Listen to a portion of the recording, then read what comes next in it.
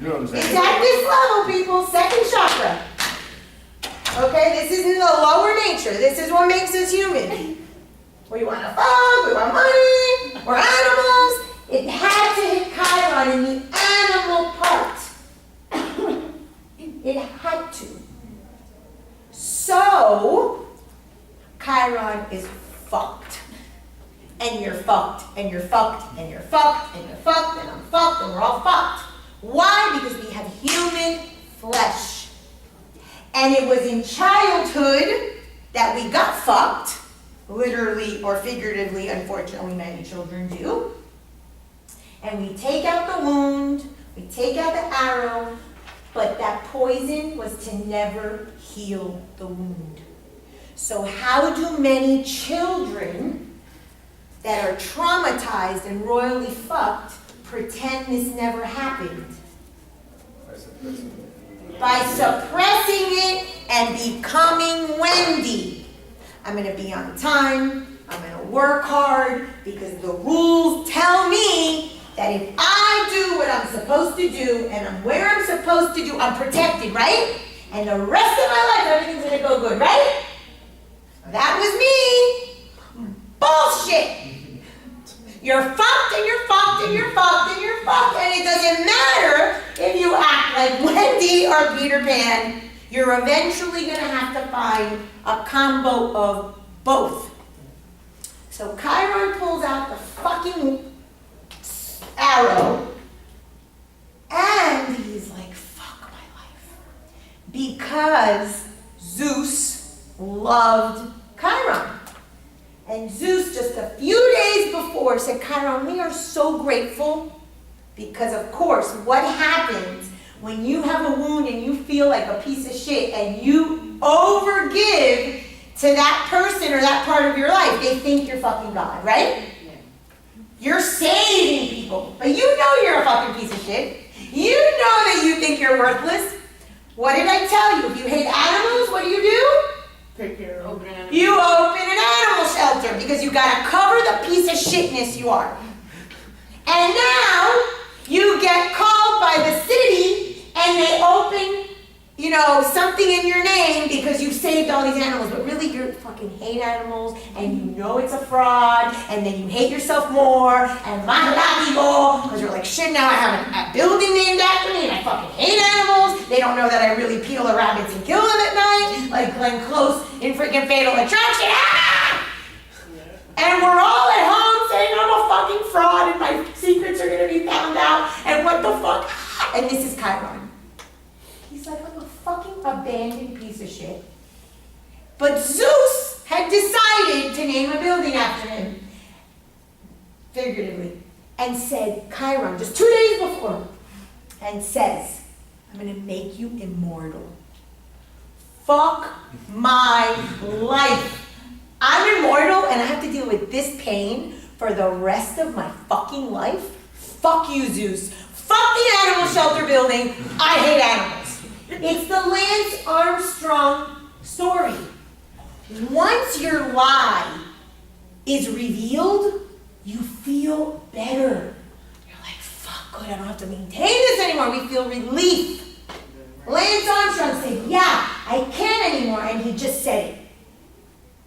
I don't know about his life, I don't follow the guy, but I'm sure that at least now there's a level of, it's just like all these people that were found out for sexual harassment. We've talked about this before. The life knocks us down because we want permission to get out of the lie. So he says, Zeus, I don't want this. I don't want to be immortal, and I sure as hell don't want this pain for the rest of my life. So they make a deal, and he becomes mortal, and he dies. But what happened is that Chiron needed to find the answer to his pain. And so he went around the world for 50 years, knocking on everyone's door and saying, do you have an antidote? Una medicinita, un neosporin, un spray, una aromatherapy, una matita, una brujeria, anything to take this off. And 50 years pass, and he gets back home, that's symbolic, home, and he says, nobody's door that I knocked on was I able to get the help. So what is left? I knocked on everyone else's door except whose? My own. So I get a midlife crisis. I send everyone to hell. I blow up my life so I can finally go into that wound and look at it and go clean, clean, clean. Fucking get out of my way. I don't want to take care of you. I hate your animals. You're a piece of shit. I don't want your job. All the things that I had to do to be a Wendy. I'm going to finally clean my own wound. I'm going to clean it. I'm going to stitch it. I'm going to be human, because the point of him dying meant that he was mortal, because we're just mere mortals. That fuck up, that break people's hearts, that steal, that lie, because we're all just fucking human beings fucking up. And now I no longer have to beat myself up or owe you and thank you for saving me. Oh my God. And now this is, okay, it hurts. There's a little wound, and it's not so great when I wear a bikini, but I could deal with it. And now I could start my life after my midlife crisis where I blow everything up. And I can live part Peter Pan, coloring books, having a nice drink, having fun, going to the Keys for the weekend. And I can be a Wendy, taking care of my financial responsibilities, and both aspects are met. Which is the masculine and which is the feminine? I think that's the masculine. The masculine and the feminine. We're talking energies, remember. The masculine energy is the work, work, work, the validation I have to do, ego. The feminine is the creative, the play, the compassion, the fun. So now we've come back home, and what is home? Home is the sign Cancer. And the sign Cancer is mom and dad, egg and sperm. I am now newly birthed, or as the Christians would say, reborn. And what did Jesus tell Nicodemus? Be born again if you want to enter the kingdom of heaven. And Nicodemus says, but Jesus, I can't go back into my mother's womb. No. You go back home after you've gone to your trauma, you've cleaned the fuck out of it, you've had your midlife crisis, you've united your Peter Pan and Wendy, and now you're here and you're like, bitch, I'm gonna make my life based on my values and what I want. Like it or not, in the Spanish, gústale quien le guste. And that usually happens around my age. I still have a few years. But I'm getting there, okay? Can you have a midlife crisis early on? You in life? can. Yeah, you can. You absolutely I can. think I hit. I can. Okay. If you hit it, I bet you're probably going to hit another one. Oh, I've hit it like 2 or 3. Okay, so I in had spiritual one literature, in spiritual literature, this is called a dark night of the soul. What it means is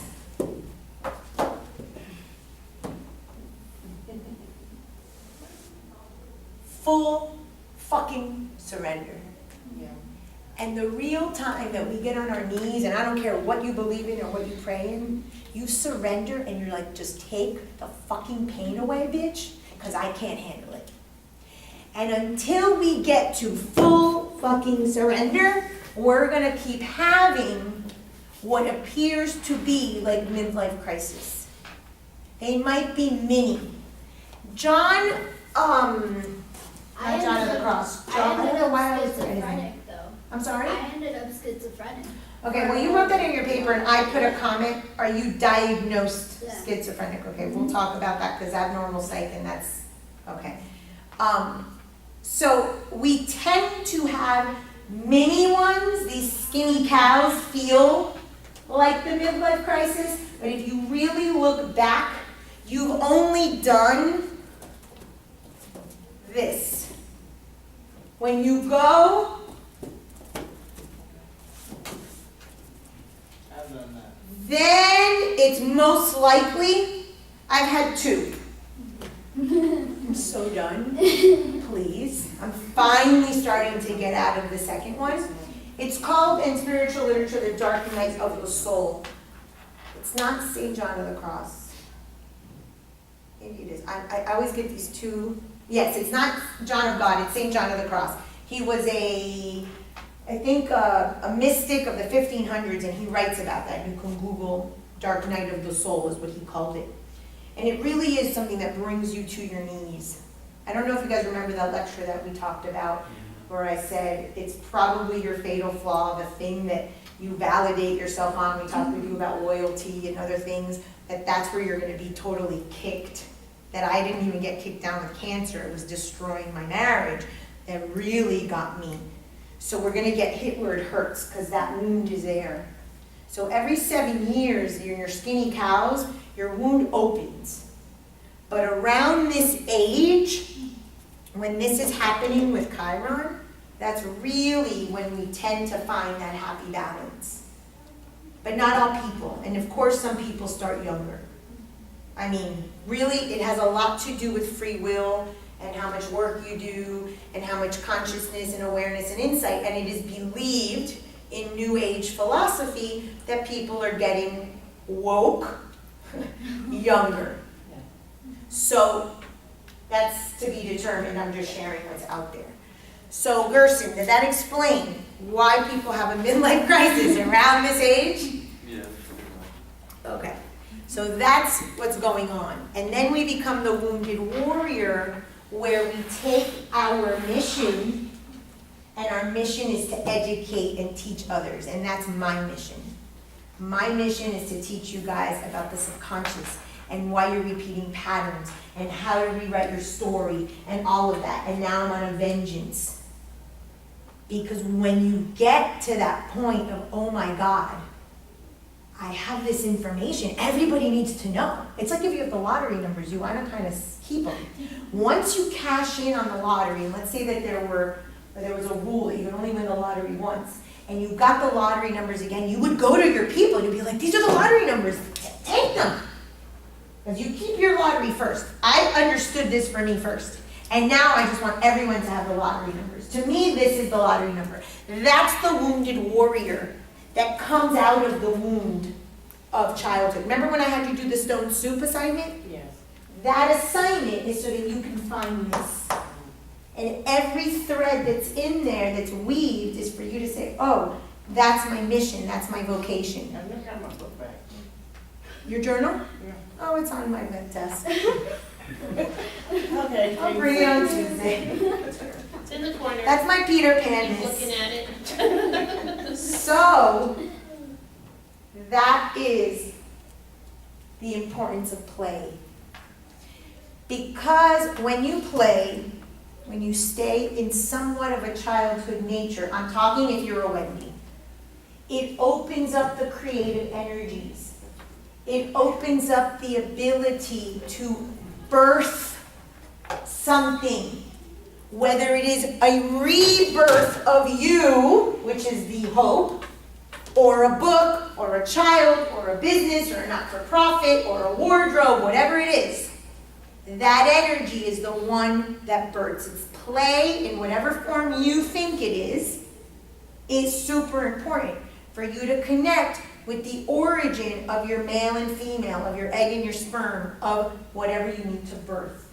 So people that tend to be eternal Peter Pans, what they're really trying to do at the psyche level is not get out of this, because they never ever want, it's never, what is it, never ever land? Yeah. Okay, so it's because I never ever want to stop repeating the Groundhog Day story, because at the end I know that there's a happily ever after. So I'm going to keep it and keep it and keep it. And the reason, just to wrap up so we could do our activity, I don't even know what time it is, It is 10:27. is that what I was telling you about the definition of freedom is what you want to do and what you have to do. Because most people think if I do all the things I'm told, I'm going to be protected and I'm going to have the job and I'm going to get the raise and I'm going to have all of this stuff.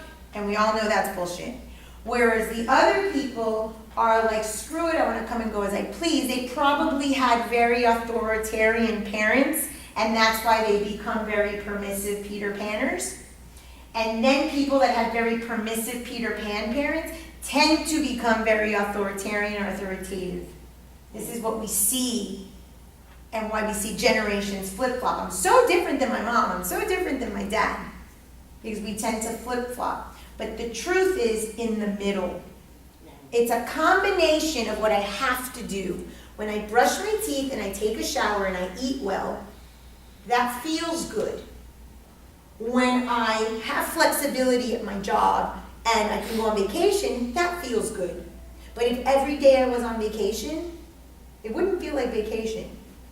And if I only work, then it wouldn't feel good. And we need a combo. That's why this is more teenage and this is more adult. But eventually, we have to unite them. And there is a real freedom, and this is my definition of freedom. It is a combination of what you have to do and what you want to do. Because then you're satisfying two aspects of the psyche, two archetypes. In astrology, they're called the planet Saturn and the planet Uranus. Uranus is chaos, and Saturn is reality and structure. I want to go on vacation and have a chaotic weekend and have fun and not care. But then I want to come home to my casita, to my dog, to my kids, to my clean little bed. This, for me, is true freedom. Where I do structure and rules in my life, what I have to do, Wendy. Because you have a balance. Exactly. And if you see, it's my infinity. That's like the same thing as like when people are constantly talking about like, oh, if I become rich, I'm just gonna be on vacation all the time and all that. And I'm like, you'll be bored after a while.